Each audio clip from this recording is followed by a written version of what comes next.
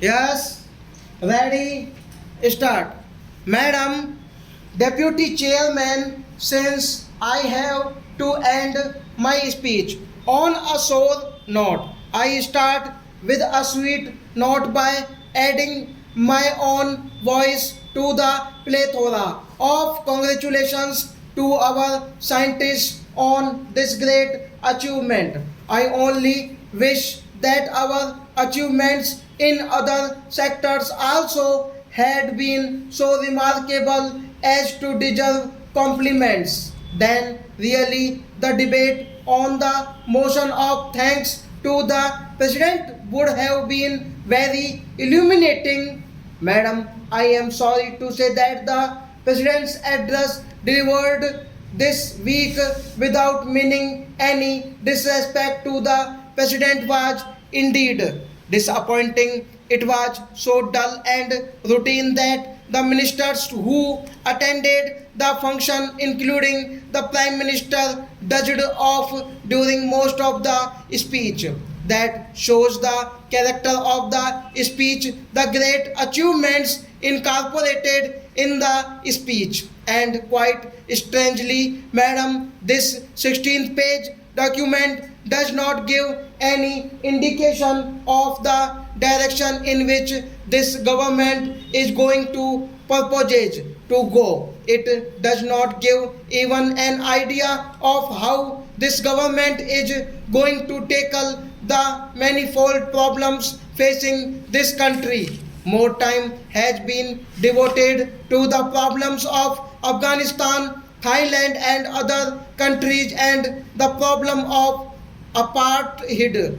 I don't object to that, but when specific solutions are offered to international problems, the problems of other countries, the president's address does not indicate any solution to any of the problems facing this country. That is the unfortunate and the most significant part of his speech.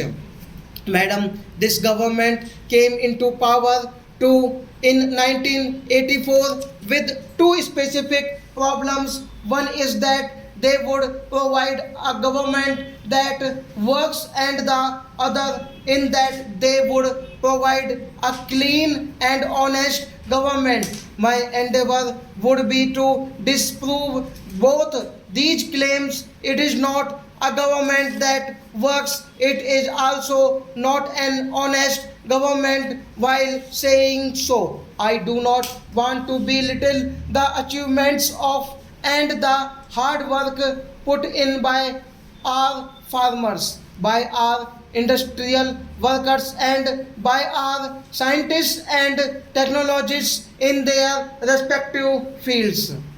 But for them, this country would have collapsed long ago under the burden of mismanagement and misrule of this government, either in relation to the problems facing the country or in relation to the problems faced by a state government for center's approval. There is complete standstill, and the government does not come forward with any solutions to these problems. Sir, whenever a decision is taken, there is so much of drama in that. If you take the recent changes of the central ministers or even the chief ministers would find midnight elections.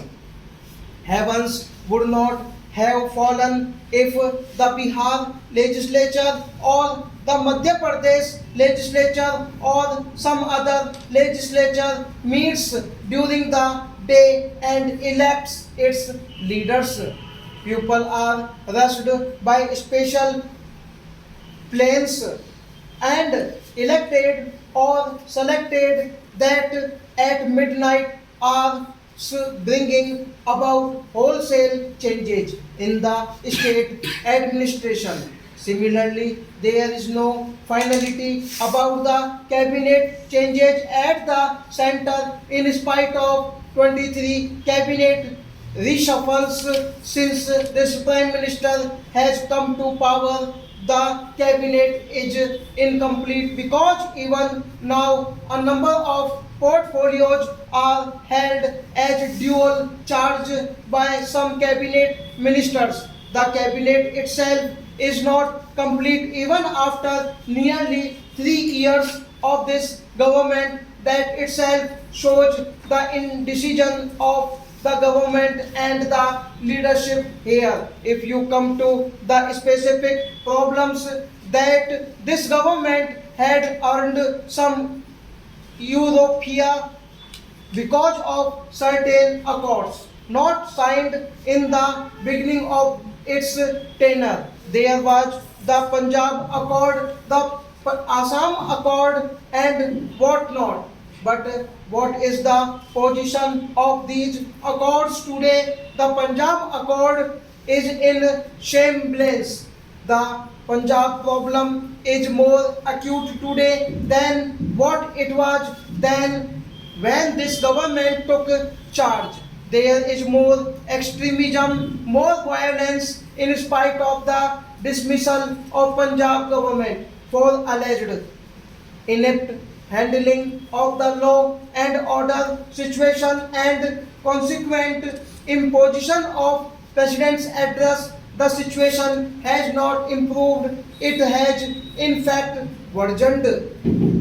Who should be dismissed now for this worsening situation? Now there are rumors that even the Director General of Police and the Governor also want to quit. That is the stage to which the Punjab problem has been brought on the Assam record. Nothing has been done. The foreigners problem has not been solved. A big contingent, including the Assam Home Minister, came here the other day, hold a dharna at the boat club and got arrested. And that is the stage of the Assam Accord, and new problems have been added. In West Bengal, there is the Golkund land demand. By giving encouragement to a scientist's demand,